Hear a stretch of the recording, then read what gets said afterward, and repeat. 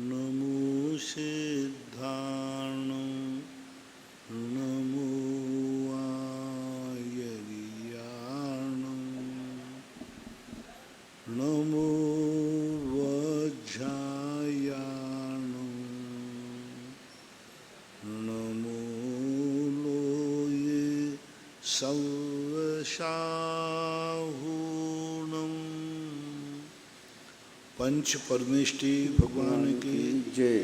आचार्य श्री गुरुवर कुंद कुंद महाराज की जय। आचार्य श्री गुरुवर विद्यासागर महाराज की जय। परम पूज्य निर्यापक श्रवण मुनि श्री सुधा सागर जी महाराज की जय। राजू जैन शिवरार्थी अमर पाटन गुरुवर नमोस्तु। महाराज जी की जिज्ञासा है कि भव और भाव परिवर्तन किसे कहते हैं? भाव परिवर्तन कहलाता है चरल गति के जो जीव हैं उसमें जितने प्रकार के भाव होते हैं उन भावों को क्रम से धारण करना। जैसे नरकों के भाव हैं तो प्रथम नरक में, प्रथम पारले में, प्रथम बिल में, और वहाँ जितने बार जीव रहते हैं उतने बार वहाँ जन्मना। फिर दूसरे नरक में जितने जीव जिस बिल में रहते हैं उतने बार वहाँ जन्मना। वहाँ से त्रियंचों के जितने भेद हैं सभी त्रियंचों के भेदों में जन्मना। त्रियंच जितने सांप, बिच्छू, छिपकली, कीड़े मकोड़े जितने प्रकार की जातियाँ हैं सब में एक एक बार जन्म लेना। मनुष्यों में जितने प्रकार की वैरायटियाँ हैं सब में, देवों में जितने प्रकार के देव हैं, भवनवासी, व्यंतर, ज्योतिर, ये सब में लेने के बाद एक भाव परावर्तन होता है। और भाव परावर्तन परिणामों के ऊपर आश्रित है। एक जघन्य परिणाम से लेकर के उत्कृष्ट परिणाम तक व्यक्ति जितने बार वह परिणामों में जा सके उसको भाव परावर्तन कहते हैं। ईना जैन गुड़गांव गुरुवर नमोस्तु। महाराज जी की जिज्ञासा है कि दिगंबर जैन धर्म में ही ये 16 शुद्धि की बात आती है, अन्य संप्रदायों में, अन्य जो मत हैं उनमें 16 वगैरह की बात नहीं आती है। अभिषेक पूजन और आहारचर्या को लेकर जो 16 आदि वस्त्र पहनते हैं तो 16 के वस्त्र नहीं पहनते, 16 वस्त्र, हाँ 16 के वस्त्र शुद्धि के वस्त्र पहनते हैं आहारचर्या में और अभिषेक में। तो महाराज जी ये जैन धर्म में ऐसा क्यों ये विधान बनाया गया, इसका क्या लॉजिक है? मांसाहारी व्यक्ति क्या 16 का पहनेगा? जो स्वयं ही शुद्ध रूप नहीं है उसकी शुद्धि क्या की जाएगी? तो सबसे बड़ी चीज़ है शुद्धि वही होती है जो 16 वर्णी हो, जिनका मन वचन काया शुद्ध हो, 16 का हो। जहाँ शराब, मांसाहार आदि की यदि पाबंदी न हो वहाँ शुद्धि कैसे बनेगी? नहा करके मांस खाएगा तो 16 हो जाएगा? अरे नहा करके मांस छूले तो भी 16 नहीं हो सकता, वो तो खा रहा है। तो जिस प्रकार की जो आचार रूप पद्धति हो, शुद्ध आचार क्रिया जहाँ होती है वहाँ शुद्धि का ध्यान रखा जाता है। अब हम लोग शुद्ध भोजन करते हैं इसलिए चौका शुद्धि का होता है। अब तुम्हारी क्या शुद्धि करें? शुद्ध 16 के कपड़ा पहन करके चाट खाओगे होटल आवे है ना, अब क्या शुद्धि बनाओगे? 16 में कब 16 का है, नहा के धोखा बिल्कुल शुद्ध 16 का कपड़ा पहनना, और भोजन कहाँ करोगे? होटल में। अरे कोई मुझे छूना मत, छूना मत, छूना मत भाई, छूना मत। और टेबल पे कपड़ा, अरे कपड़ा हटाओ, मैं 16 का हूँ, जैनी हूँ। खाओगे क्या वहाँ? होटल में खाने वाला व्यक्ति 16 कर सकता है क्या? हो ही नहीं सकता। तो वहाँ पर जब विचार ही 16 के नहीं हैं, जब खान पान ही 16 का नहीं है, हमने आप में घटा दिया ना। आप गृहस्थ लोग बाजार का खाते हैं, होटलों में खाते हैं, अब आपके लिए कोई 16 नहीं है, क्योंकि 16 का बाप तो सबसे मिटाने वाला भोजन है। जो शुद्ध भोजन करते हैं, शुद्ध चर्या करते हैं, उनके लिए शुद्ध 16 का होता है। जैसे मुनिराजों को, त्यागी वृत्तियों को, प्रतिमाधारियों को, ब्रह्मचारी ब्रह्मचारिणियों को ये शुद्ध खाते हैं, इसलिए 16 है। आप लोगों को कोई 16 नहीं है, करते नहीं, आप गृहस्थ में कोई 16 नहीं करता। तो सबसे बड़ी विशेषता है जैन दर्शन का 16 होने का कारण है, जैन दर्शन का आचार 16 का है, विचार 16 का है, इसलिए बाह्य 16, 9 कर्म रूप 16 है। जब सारे कर्म 16 के हैं तो 9 कर्म भी 16 का होना चाहिए। मूल कारण यह है जैन दर्शन के 16 का। सोमिल जैन, खानपुर, गुरुवर नमोस्तु। महाराज जी, इनकी जिज्ञासा है कि कई बच्चे महाराज जी से नियम ले जाते हैं फास्ट फूड का, और उनकी मम्मी बोलती है कि नहीं नहीं हमारा बच्चा नहीं पाल पाएगा, तो महाराज जी ऐसे में उन माँओं को क्या दोष लगेगा? तो अब उस माँ का दुर्भाग्य है, बल्कि बच्चे को प्रोत्साहन देना चाहिए कि इस नियम का पालन करो। यदि वो रात्रि भोजन छोड़ के आया है तो प्रोत्साहन दो। हाँ, उसको कहो कि चिंता मत करो, तुम छोड़ के आए हो, बहुत अच्छी तरह पल जाएगा, बहुत बढ़िया। तू घबराता क्यों? मैं माँ हूँ ना तेरी, बैठी हूँ, मैं बहुत अच्छे बढ़िया तुझे फल फूल खिलाऊंगी, मावा मिष्ठान खिलाऊंगी, तू छोड़ के आया, बहुत अच्छा किया। ये प्रोत्साहन देना चाहिए। और जो ऐसा प्रोत्साहन नहीं देते हैं, नहीं मेरा बेटा रात में नहीं छोड़ पाएगा, मेरा बेटा बजा, तो ऐसे लोगों के यहाँ कालांतर में म्लेच्छी, दरिद्री, भ्रष्ट बच्चे होते हैं। ऐसे की जब संतान होगी ना तो वो इतनी भ्रष्ट होगी, इतनी भ्रष्ट होगी कि कुल को कलंकित करने वाली। तुम्हारा जैन कुल है, जैन कुल के आचरण के बिल्कुल विपरीत आचरण करेगा, और फिर वो इसी प्रकार से उल्टे सीधे शादी विवाह करेगा, भ्रष्ट करने वाला आएगा, नीच कुल की करने वाला आएगा, नीच कुल में जाएगा, क्योंकि तुमने अपने बेटे को व्रत और नियम लेने में हतोत्साहित किया था। हतोत्साहित नहीं, प्रोत्साहित करना चाहिए, उसकी अनुकूलता बनाना चाहिए। घर में यदि कोई व्यक्ति नियम ले लेता है तो सारे घर वालों का प्रयास है कि उसको नियम पालन करने में सहयोग करें। रात्रि भोजन त्याग दिया है तो उसकी व्यवस्था करें, पूरा परिवार लग जाए, किसी प्रकार इसका नियम नहीं टूट जाए। टिफिन लेके जाना पड़े, उसको दुकान से घर बना, कैसी पड़े, इसका नियम नहीं टूटना चाहिए। जो इस प्रकार के परिवार की महिला पुरुष अपने परिवार के लोगों को नियम पालन करने में सहयोग करते हैं, करती हैं, उनको एक दिन ऐसे परिवार मिलते हैं, ऐसी संतानें मिलती हैं कि जो इज्जत उन्होंने अपनी ज़िंदगी में नहीं कमा पाई वो बेटा इज्जत दिला देगा, शान दिला देगा, इज्जत दिलाएगा बेटा। उनका बेटा ऐसा आचार विचार करेगा कि सब लोग देख के दंग रह जाएंगे। उनका बेटा एक दिन मुनि बन जाएगा, मुनि बनेगा उनका बेटा, और सारी दुनिया में कहेगा क्योंकि इसने पूर्व भाव में ये नियम लिया था। कैसे बनते हैं, किन माताओं के बेटे मुनि बनते हैं, किन माताओं के बेटे त्यागी वृत्ति बनते हैं? पूर्व भाव में उन्होंने अपने बेटे को, संतान को कोई नियम पालन करने में प्रोत्साहन दिया होगा। बेटा डगमगाता होगा तो माँ कहती हो नहीं बेटा डगमगाओगा, मैं बैठी हूँ, तेरा नियम पड़ेगा, तुझे कोई तकलीफ नहीं होने देगी। ऐसा कभी उस संतान के प्रति किया होगा, उसका परिणाम ऐसा मिला कि एक दिन तुम ऐसे मुनियों की माँ बनती हो जो सारे जगत के पूज्य हैं, और लोग तुम्हारा भी नाम लेते हैं, गर्व से उठता है।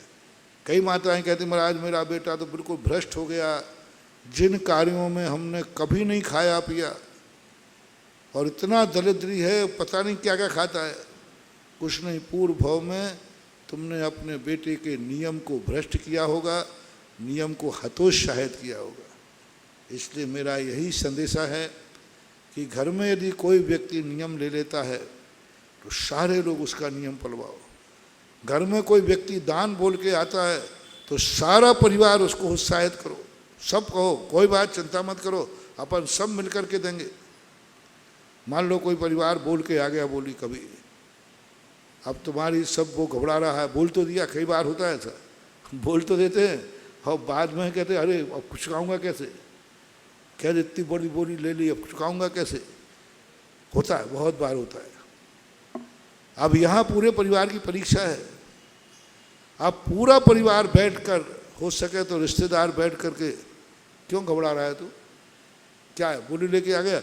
हाँ बोली ले ली मैंने, और मैंने सोचा ही नहीं चुकाऊंगा। कहते चिंता मत करो, अपन सब मिलके चुकाएंगे, अपन सब मिलके चुकाएंगे, चिंता क्यों करता है? तूने बोला, हमने बोला, सब एक ही तो हैं, कुटुंबी हैं कि नहीं, परिवार के हैं। यदि तुमने किसी ऐसे परिवार को ऐसा प्रोत्साहित कर दिया, जाओ तुम्हारे यहाँ ऐसे कुटुंबों में जन्म लोगे तुम जाकर के जहाँ अक्षय निधियों के भंडार होंगे।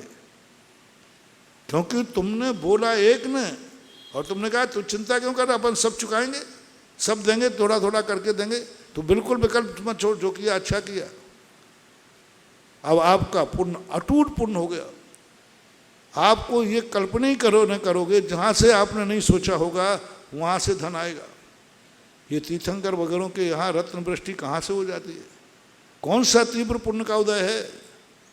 कैसा पुण्य किया? ऐसे ही पुण्य किया होगा। किसी ने कभी दान बोला होगा शक्ति से बाहर, उन्होंने कहा चिंता मत करो मैं बैठा हूँ। और जो व्यक्ति परिवारों में दान बोल के आते हैं और क्लेश करते, अब तुम ही चुकाना, ध्यान रखना, मैं एक कौड़ी नहीं दूंगा, तुम्हारे हिस्से में देना, भाई भाई लड़ता है, तूने बोला है अब तू चुकाएगा, हम एक कौड़ी भी नहीं देंगे। ऐसा हतोत्साहित जो कर देते हैं, एक दिन उनको दिवालिया जरूर होंगे। ऐसे कुलों में जाके दिन में खूब व्यापार धंधा होगा, सब कुछ होगा, एकदम ऐसा निमित्त आएगा सब कुछ बुला जाएगा, सब कुछ खत्म हो जाएगा। करोड़ों अरबों की जायदाद, 56 करोड़ की दीनारें, सब खत्म हो जाएगी, सब खत्म हो जाएगी। शास्त्रों में यही तो कथा आती है गजमोती की। इतना गजमोती कहाँ से दोगे तुझे? तू जा निकल, अपने आप कमा और खा, जरा ऐसे घर में नहीं मिलेगा। उसके दान को हतोत्साहित किया। पूरे 14 के 14 प्राणी, 56 करोड़ की दीनारों के मालिक रोड पे आ गए, मजदूरी भी नहीं मिल रही थी। महात्मा ने उसको हतोत्साहित किया था। ये कहा था मैं कुछ देने वाला नहीं हूँ, तूने बोला है, तूने किया, कमा और दो।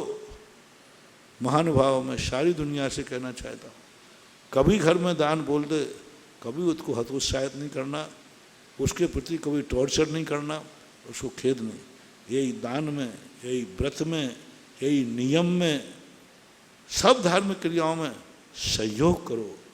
कुटुंब मात्र पाप के लिए ही नहीं है, पाप के सहयोग के लिए ही नहीं है, संसार के सहयोग के लिए ही कुटुंब नहीं है। धर्म के कार्यों के लिए भी यदि तुम कुटुंबी बन जाओ तो तुम्हारा बेड़ा पार हो जाए, ऐसा बनो। श्रीमती चंदा जैन, आष्टा, गुरुवर नमोस्तु। महाराज जी, इनकी जिज्ञासा है, अरहत भक्ति किसे कहते हैं और क्या अरहत भक्ति में तीर्थंकर भक्ति शामिल रहती है? शामिल है। अरहंत भक्ति का अर्थ ही तीर्थंकर भक्ति का स्वरूप है। अरहंतों की भक्ति द्रव्य गुण पर्यायों से करना। उनका द्रव्य स्वरूप क्या है, उनका पर्याय स्वरूप क्या है, उनके गुण क्या हैं, सारे रूप में उनका गुणानुवाद करना, वो अरहत भक्ति आती है। जयमाला पिंडारमिया, वर्धमान मार्बल बांसवाड़ा, गुरुवर नमोस्तु। महाराज जी, इनकी जिज्ञासा है, क्या स्वर्गों में भी स्वाध्याय देवलोक करते हैं और उस स्वाध्याय से क्या मिथ्यात्व का भंजन उन देवों का होता है क्या? स्वर्गों में करते हैं बराबर, शास्त्र नहीं होते वहाँ, क्षयउपशम होता है, कंठस्थ होता है, पूरा डिस्कशन करते हैं और उसके माध्यम से कई लोग सम्यक्त को प्राप्त होते हैं। धर्म श्रवण भी उनको होता है, क्यों नहीं होता है? तत्व चर्चा करते हुए बोधि की प्राप्ति होती है। जितेश जैन, बंटी जैन, भोपाल, गुरुवर नमोस्तु। महाराज जी, इनकी जिज्ञासा है, संक्लेश किसे कहते हैं और क्या संक्लेश से मात्र संक्लेश किसे कहते हैं और संक्लेश से क्या मात्र पाप का ही आश्रय होता है या पुण्य का भी बंध होता है? संक्लेश अभिप्राय के ऊपर आश्रित होता है। संक्लेश कोई ना तो आर्य ध्यान है ना धर्म ध्यान है। संक्लेश एक उस वस्तु का नाम है जिस कार्य को करना चाहता है कर नहीं पाता, जैसा वो होना चाहता है वैसा हो नहीं पाता। तो संक्लेश दो रूप में होता है। एक सांसारिक संक्लेश होता है, एक पारमार्थिक संक्लेश है। आज मंदिर नहीं जा पाया, अति संक्लेश हो रहा है। आज सामायिक छूट गई, उसे हमारे शास्त्रों में संक्लेश न कह के पश्चाताप कहते हैं। जब संसार के विषय भोग वस्तु के अभाव में व्यक्ति अंतर जलता है तो उसको संक्लेश बोलते हैं। जब धार्मिक क्रियाएं छूट जाने पर वो अंदर अंदर दुखी होता है, उसे पश्चाताप कहते हैं। दोनों ताप दोनों में, लेकिन ये धार्मिक क्रिया छोड़ने पर उसको क्लेश हो रहा है। आज मेरा मंदिर छूट गया, आज सामायिक छूट गई, आज ये छूट गया, जो उसको क्लेश हो रहा है, आकुल व्याकुल परिणाम हो रहे हैं, वो सब धर्म ध्यान के अंतर्गत है, प्रायश्चित है। स्पष्ट उल्लेख किया, अंतो अंतो डज्झमि का अर्थ अंदर अंदर जल रहा है। पश्चाताप की अग्नि शब्द का प्रयोग किया, पश्चाताप की अग्नि में जल रहा है ऐसा मुमुक्षु तपस्वी प्रायश्चित तप का धारण करने वाला। और वही व्यक्ति यदि संसार को लेकर के जल रहा है तो वह संक्लेश है, आर्त ध्यान। ये प्रश्न महाराज जी एक बार आ चुका है, पुनः आप इसका उत्तर दे दे। पंकज जैन, मुंबई। गुरुवर नमोस्तु। जो प्रश्न आपने पूछा, संक्लेश में पाप का ही आश्रय, ऐसा नहीं। यदि संक्लेश पश्चाताप के रूप में है तो नियम से पुण्य का ही आश्रय है। यदि संक्लेश भाव से संसारिक का है तो पाप का आश्रय आया है। तीर्थंकर आदि प्रकृति के लिए भी संक्लेश शब्द का प्रयोग किया। वहाँ क्या भाव आता है? जगत कल्याण का। मैं कैसे क्या करूं, सबको सम्यक दृष्टि बना दो। ऐसा क्या करूं भगवान, सबको आपके दर्शन करा दो। ऐसा मैं क्या करूं जो आनंद मुझे आया है सबको आनंद आ जाए। ऐसा मैं क्या करूं कि सब सत्य को समझ जाएं, सब वृत्ति हो जाए, सब पाप को छोड़ दे। मैं क्या करूं? ऐसा तीव्र संक्लेश जगत कल्याण का आता है तो वहाँ महान पुण्य प्रकृति तीर्थंकर प्रकृति का बंध हो जाता है। पंकज जैन, मुंबई। गुरुवर नमोस्तु। महाराज जी, इनका प्रश्न है कि इस बार पर्युषण पर्व चतुर्थी से प्रारंभ हो रहे हैं और पंचमेरु के जो उपवास करते हैं वो पंचमी को करें कि चतुर्थी करें? यदि मेरु आदि के तुम्हारे उपकार है, उपकार तो पंचमी से ही शुरू होंगे, क्योंकि आगे जाकर के 12 के बाद कोई तिथि एक है। कौन? 12-13 घटती है तो आपके 5 मेरु के तुम निकल ही जाएंगे उसमें। इसलिए पंचमेरु वारों के लिए कोई विकल्प करने की जरूरत नहीं, वो पंचमी से ही करें। कोई पंचमी तिथि का करता है तो भी पंचमी को ही करें। ये तो चतुर्थी से होने का मूल कारण है कि 1213 तिथि इकट्ठी हो जाएगी तो 9 दिन के न करके अपन 10 दिन के कर लें, 11 दिन के कर लें। यानी जैनी की विशेषता देखो बहुत बड़ी है। यदि 11 दिन के हो जाएं तो वो 11 दिन ही करेगा, लेकिन 9 दिन हो जाएं तो 1 दिन पहले करेगा। ये कहलाता है अति उत्साह है। कैसा अपने पूर्वजों ने क्या नियम बनाया? 10 दिन के ही धर्म होते हैं और 2 तिथि हो जाएं तो कहते नहीं 2 करूंगा, कम तो नहीं करूंगा। समाप्त तो 14 को ही होगा, लेकिन बीच में तिथि टूट जाए तो 1 दिन पहले शुरू कर देगा। ये धर्म का अति उत्साह कहलाता है, ऐसा मन। सीलचंद जैन, अनौरा वाले, ललितपुर। गुरुवर नमोस्तु। महाराज जी, इनका कहना है कि कुछ विद्वान इनसे कह रहे हैं कि ज़्यादा मंदिर और मूर्तियां नहीं बनवानी चाहिए, कालांतर में कोई इन्हें पूजने वाला भी नहीं बचेगा। तो ऐसा सोचना महाराज जी? हम कालांतर की क्यों सोच रहे हैं? मैंने कहा ना, मैं मूर्ति बनवा ही नहीं रहा हूँ। मैं तो दातारों का पैसा पाप में न जाके पुण्य में लगे उनका कल्याण कर रहा हूँ। मुझे लेना देना क्या है? भगवान की कल पूजा होगी। अरे कल का यदि कोई सोचते ना तो कल तुम मर जाओगे। आज दुकान काय को खोल रहे हो?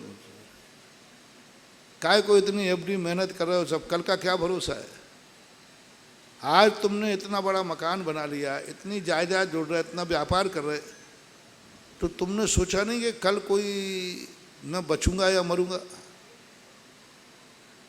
कभी उस समय उस वहाँ नहीं सोचते आप कि मैं इतना बड़ा मकान बना रहा हूँ, इतना धन कमा रहा हूँ, कल मैं बचूंगा या नहीं बचूंगा, मेरा परिवार भी बचेगा कि नहीं बचेगा, तो फिर इसका क्या होगा। ये सब संभावनाओं पर विचार नहीं किया जाता।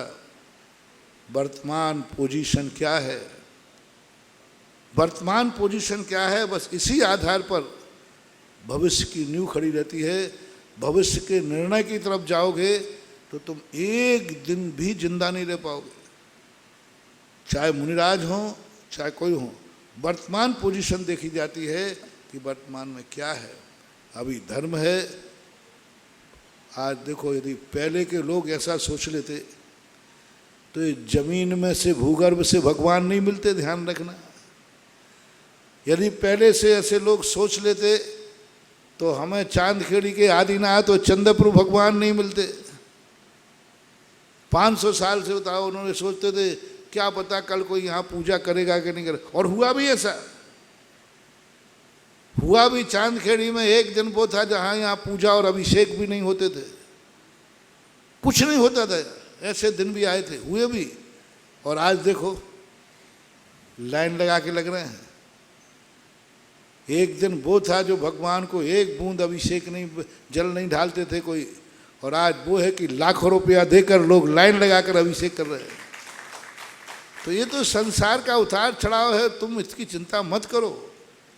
आज उन लोगों ने देखो किस आशा पर जमीन के अंदर मूर्तियां रख गए, किस आशा पर रखी होंगी।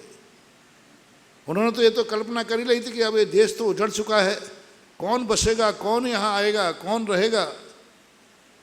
कौन सी आशा थी जो उन्होंने जमीन में मूर्तियां गाड़ दी। नारियल का जब समूषण मिला, इन कौन मूर्तियों को ऐसे व्यवस्थित ढंग से रखा, किस आशा पर, किस विश्वास पर। बीनागंज है अभी यहाँ पर गुना के पास में, ऐसी मूर्तियां निकली वहाँ पर चाडोरा के अंदर, किस आशा पर रखी थी। तुम्हारे जैसा मूर्ख होता ना तो कहता भैया अब कौन पूजने वाला है इनको, हम ही मर रहे हैं तो भगवान को कौन बचाए, हम ही को मरना है तो भगवान को कौन बचाए। कैसे लोग थे, वो कहते स्वयं मर रहा हूं लेकिन भगवान बचना चाहिए। मर गए वो, उनको वो मर गए सारे। जितने लोगों ने मूर्तियां नीचे रखी भाग नहीं पाए, मरण को प्राप्त हो गए। लेकिन उनके मन में था हम भली मर जाएं तो मर जाएं लेकिन भगवान बचना चाहिए। यदि वो सोचते कल कौन पूछेगा इनको, कौन पूछेगा इनको, तो आज बोलो कितना बड़ी हानि हो जाती। कौन पूछेगा इनको, आज इतने बड़े, क्यों इतना छोटा सोच करते हो। ये सोच यदि संसार के कार्यों में करो तो बहुत बड़ा बेबड़ा पार हो जाए। आज से गाड़ी में नहीं बैठना, एक्सीडेंट हो जाए तो, हाँ गाड़ी में नहीं हू तत्ता है। हाँ कई लोग गाड़ी में बैठे हुए लौट के नहीं आए, ऐसा हुआ है कि नहीं। अपन को गाड़ी में नहीं बैठना, शादी ब्याह नहीं करना बच्चों के, हू तत्ता है। बिटिया की शादी की और कुंवर साहब मर गए तो विधवा हो जाएगी। कुंवारी भली के विधवा भली, बताओ भैया तुम बताओ, कुंवारी भली के विधवा भली। बोलते नहीं हो, थोड़ा हूँ तो मिलाया करो। कुंवारी भली के विधवा भली, कुंवारी भली तो बस शादी मत करो, विधवा हो जाएगी। तो हुई है कि नहीं दुनिया में, हुई। बेटे की शादी मत करना, बहू आई वो मर गई तो विधवा हो जाओगे, हुए हैं। कितनी घटनाएं घटी। ऐसे ऐसे परिवार गए हैं जो घर से पूरा परिवार निकला, पुनः ताला खोलने वाला भी नहीं बचा। कौन, कश्मीर का राज्यपाल का परिवार था ना, कौन था, नहीं कश्मीर का राज्यपाल भी प्लेन में ऊपर चले गए। तो ये सब संभावनाएं यदि करोगे तो इस संसार मार्ग में संभावनाएं करो। परमार्थ मार्ग में तो यही कहो, ये धर्म कब तक रहेगा, जब तक सूरज चांद रहेगा। हमें शिलालेखों के अंदर मिला, बड़े बड़े शिलालेख मिले हमने कई पुराने, उसमें सूरज और चंद्रमा बने रहते। शिलालेख एक तरफ सूरज, एक तरफ, मैंने कहा ये क्या है। तो वो बनाने वाला क्या सोच रहा है, जब तक ये सूरज चांद रहेगा तब तक हमारा मंदिर अमर रहेगा। कितना बड़ा छोटा सोच है तुम्हारा। ये भाव के ये जितनी मूर्तियां बैठ रही हैं ये जब तक अमर रहेंगी जब तक आकाश में सूरज और चांद रहेगा। ऐसे नारे लगाते ना आप लोग, जब तक सूरज चांद रहेगा, जब तक सूरज चांद रहेगा, जैन धर्म का नाम रहेगा, मुनियों का सम्मान रहेगा। ये है बांधवों महानुभाव, क्यों छोटा कर रहे हो? ये ध्यान रखना, जो ऐसा भाव कर रहा है तो मंदिरों की तो पूजा होती रहेगी, लेकिन तेरी ऐसी दुर्दशा होगी कि कोई तुझे पूछने वाला नहीं मिलेगा, क्योंकि तेरा सोच ही ऐसा है। महीन जैन पत्रकार इंदौर, गुरुवर नमोस्तु। महाराज जी, इनकी जिज्ञासा है कि तत्वार सूत्र को सबसे महत्वपूर्ण ग्रंथ क्यों कहा गया है? क्योंकि वो एक सूत्र रूप में, कोई भी चीज़ छोटे में गागर में सागर है, एक स्थान पर मिल जाए। आप लोग बाजार में जाते हैं मार्केट में और 10 सामान खरीदना है, 10 दुकानों पर जाना पड़ेगा, और पूरा सामान एक दुकान पर मिल जाए तो आप किसे पसंद करेंगे? क्योंकि सब सामान यहीं मिलता है। इसी प्रकार तत्वार सूत्र एक ऐसा ग्रंथ है कि उसमें सारे तात्विक दृष्टियाँ, जो सार है वो तत्वार सूत्र में सब समाहित हो जाता है। तत्वार सूत्र पढ़ लेने पर व्यक्ति को जिनवाणी का बहुत बड़ा सारांश रूप में ज्ञान हो जाता है। सभी तो ज्ञान भरा हुआ उसमें, गागर में सागर है, इसलिए उसको मुख्य कहते हैं। राजेंद्र जैन, मेरठ, गुरुवर नमोस्तु। महाराज जी, जो तीर्थंकरों की दिव्य ध्वनि खिरती है और सामान्य केवलियों की जो दिव्य ध्वनि खिरती है, तो वह सर्वांग से खिरती है या फिर खाली मुख से बोलते हैं? इसमें आगम का उपदेश का अभाव है। सामान्य केवलियों के संबंध में किसी भी प्रकार का सूत्र या सुराग नहीं मिल रहा है कि उनकी दिव्य ध्वनि का स्वरूप क्या होता है, दिव्य ध्वनि उनकी किस रूप में रहती है, कौन झेलता है, कौन प्रचारित करता है। आगम में न होने से हम कुछ कह नहीं सकते। तीर्थंकरों के संबंध में जो है वो सबको मालूम है।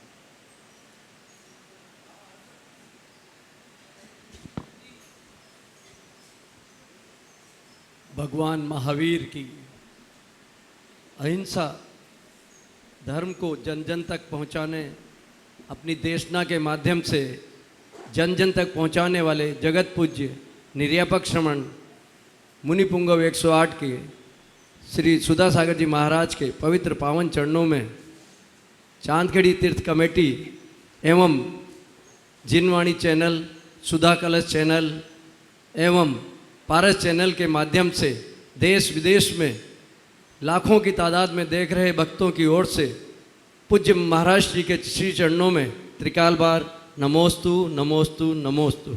जिनवाणी चैनल, जिनवाणी बोलते प्रथम जिज्ञासा के लिए सलील जी बढ़ियात्या इंदौर आएँ और अपनी जिज्ञासा पूज्य महाराज जी के श्री चरणों में निवेदन करें। महाराज जी के चरणों में त्रिवार नमोस्तु नमोस्तु नमोस्तु। महाराज जी, अभी इस वर्ष नेमावर में जो पंच कल्याणक संपन्न हुए, उसमें हमें भगवान के माता पिता बनने का सौभाग्य मिला था, और उसी दिन तब कल्याणक के दिन हम दोनों ने 2 व्रत प्रतिमाएं ग्रहण की थी। उसी को लेकर कुछ जिज्ञासा है। एक तो जो हम शाम को सामायिक करते हैं उसका समय कम से कम 48 मिनट होना ही चाहिए क्या? और दूसरा, प्रतिक्रमण और सामायिक के बीच में हम कोई अंतराल रख सकते हैं क्या? क्योंकि हम लोग गृहस्थ हैं, कभी कभी कोई कार्य ऐसा रह जाता है या दूध पानी लेना रह जाता है, तो हम उन दोनों के बीच में वो ले सकते हैं क्या? 2 प्रकार के कार्य होते हैं। सामयिक का सबसे जघन्य काल 48 मिनट ही है। यदि वृत्ति है, प्रतिमाधारी है, सामयिक का नियम है, तो 48 मिनट तो करना ही पड़ेगी। अधिकतम 2.25 घंटे का कार्य। प्रतिक्रमण के बीच में, प्रतिक्रमण के बाद फिर आप कौन से कार्य नहीं कर सकते? आहार नहीं कर सकते, भोजन पानी नहीं कर सकते, आरंभ परिग्रह नहीं कर सकते, आहार के बाद फिर आप भोजन पानी बना नहीं सकते। कुछ ऐसे कार्य हैं जो नहीं किए जा सकते। बाकी धार्मिक कार्य या संसार के छोटे मोटे कार्य प्रतिक्रमण के बीच में किए जाते हैं। जैसे हम लोग हैं, प्रतिक्रमण और सामायिक के बीच में अंतराल होता है। प्रतिक्रमण करने के बाद वंदना करने जाते हैं, प्रवचन करते हैं, चर्चा भी कर लेते हैं, पर ऐसे आरंभ और हिंसात्मक जिसका पुनः प्रतिक्रमण करना पड़े, ऐसे कार्य नहीं करना पड़ेगा। प्रतिक्रमण के अंदर जो बातें आई हैं कि मैं इन चीज़ों का प्रतिक्रमण करता हूँ, वे कार्य नहीं किए जाएंगे। हम लोग प्रतिक्रमण और सामायिक के बीच में वही कार्य करते हैं जिनका प्रतिक्रमण नहीं करते, और करते हैं यदि करेंगे तो इरियापथ हमें लोगों को 2 बार करना पड़ता है। जैसे हम लोग दोपहर में इरियापथ करते हैं, लेकिन यदि विहार कर दिया तो फिर शाम को इरियापथ हमें पुनः करना पड़ता है। तो सामान्य रूप से प्रतिक्रमण जो है कुछ कार्य कर सकते हैं, कुछ नहीं कर सकते। जैसे हमने कहा भोजन पानी, आप कहो कि प्रतिक्रमण भोजन के पहले कर लें, नहीं होगा, वो भोजन के बाद ही करना पड़ेगा।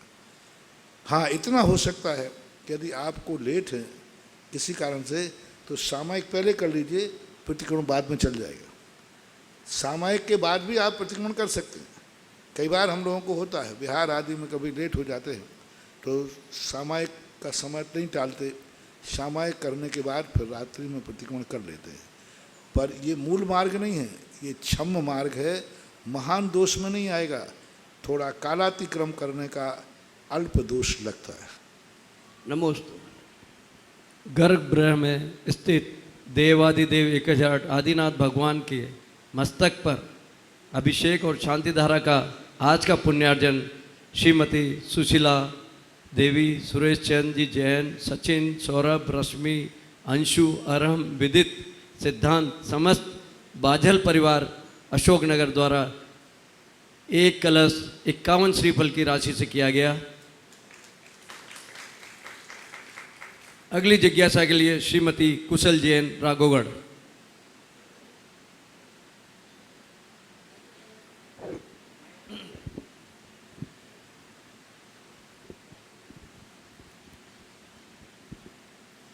महाराज जी के चरणों में मेरे परिवार, मेरे मायके परिवार और मेरी बेटी के परिवार से बारंबार नमोस्तु नमोस्तु नमोस्तु। महाराज जी, मेरी जिज्ञासा है, कल महाराज जी हम लोग दर्शन करने आए थे आपके और बाबा के, और भैया जी ने हमसे बोला भक्तांबर असीमकालीन भक्तांबर में नाम लिखवा दो, और हमारा मन नहीं बना। फिर इसके बाद हम घर पहुंच गए और रात में मेरे बेटे को स्वप्न में आचार्य श्री ने बोला कि आप भक्तांबर करो, और हमारा मन ऐसा हुआ। सुबह मेरे बेटे ने बोला मम्मी मेरे को ऐसा सपना आया है कि आचार्य श्री ने बोला है कि आप अपन नाम लिखवा दें। तो महाराज जी मेरी जिज्ञासा है, महाराज जी आपका चमत्कार समझे या बाबा का चमत्कार, महाराज जी समाधान कीजिए। सबसे बड़ा तो आचार्य श्री का आशीर्वाद। नमोस्तु महाराज जी, नमोस्तु नमोस्तु। तुम्हारे लिए स्वप्न में प्रेरणा देकर के शुभ कार्य के लिए कहा। नमोस्तु महाराज। जब भी कोई कार्य होता है, कुछ कार्य ऐसे होते हैं, कोई भी, मैं सदा कहता हूँ, जब कोई व्यक्ति आपको धर्म की कहे तो समझ लेना चाहिए कोई ना कोई शुभ संकेत है। नमोस्तु महाराज जी। कोई ना कोई शुभ संकेत होता है, कोई ना कोई शुभ होने वाला होता है, तभी कोई कहता है, नहीं तो कहते कहते भी व्यक्ति रुक जाता है। तो ये सब अच्छे संकेत माने जाते हैं। बहुत अच्छे महाराज जी, कम से कम भैया जी ने हमसे 5 बार बोला होगा। मेरे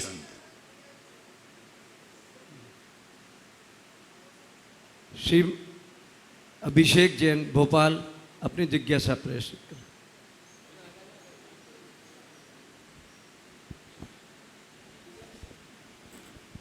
पूज्य गुरु महाराज के चरणों में मेरा, मेरे परिवार और सभी गुरु भक्तों की ओर से नमोस्तु नमोस्तु नमोस्तु।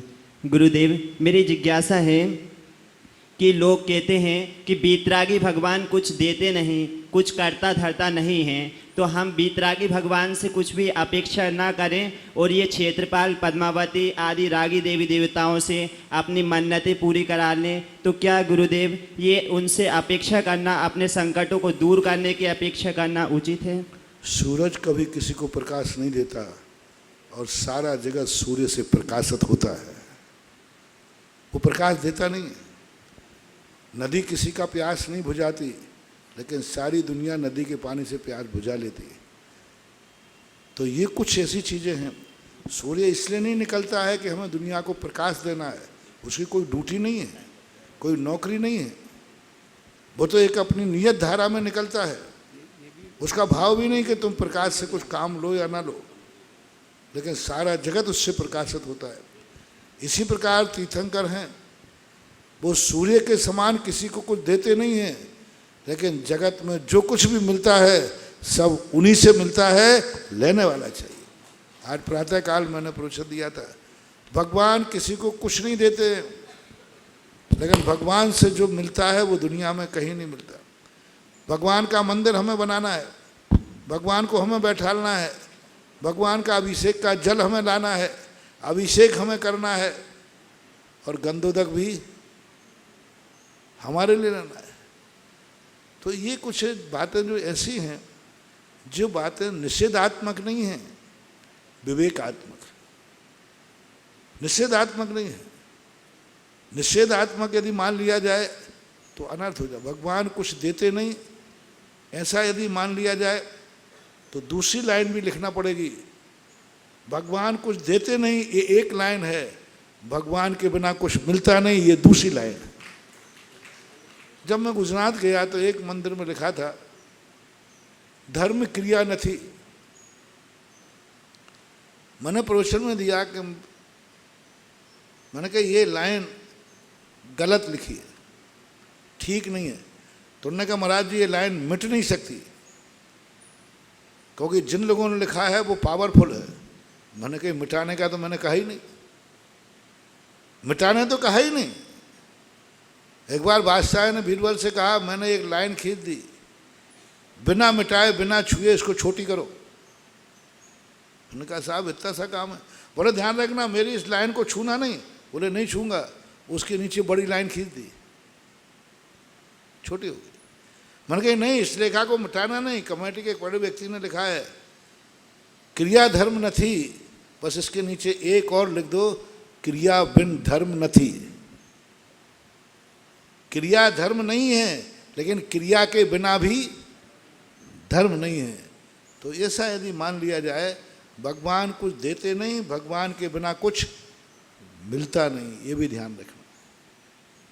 असीमकालीन विधान के लिए आज हमें 2 नाम प्राप्त हुए हैं, डॉक्टर विनोद जैन, कुशल जैन, राजेंद्र कुमार जैन, प्रमोद कुमार, अर्चना, डॉक्टर लेशांशु जैन, जोर से बोलो, आवाज में बोलो। सार्थक, लेशासी, आयुष कुमारी जैन, यश जैन, राघोगढ़ जिला गुना।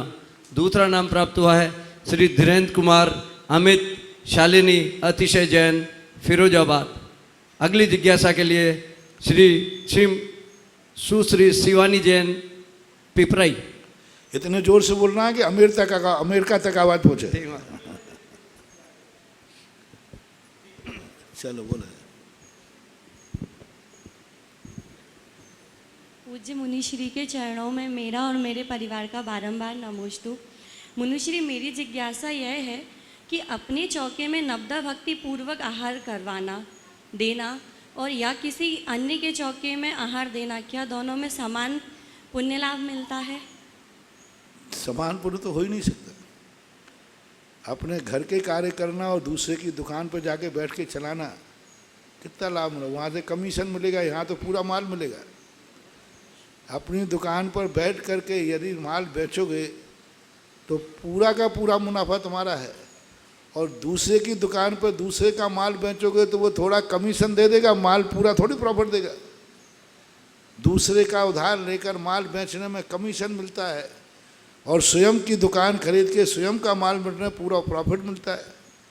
दूसरे के चौके में जाने के कोई भी विशेष लाभ नहीं। ठीक है, एक व्यवस्थाओं की दृष्टि से बनाया गया, अभाव में बनाया गया।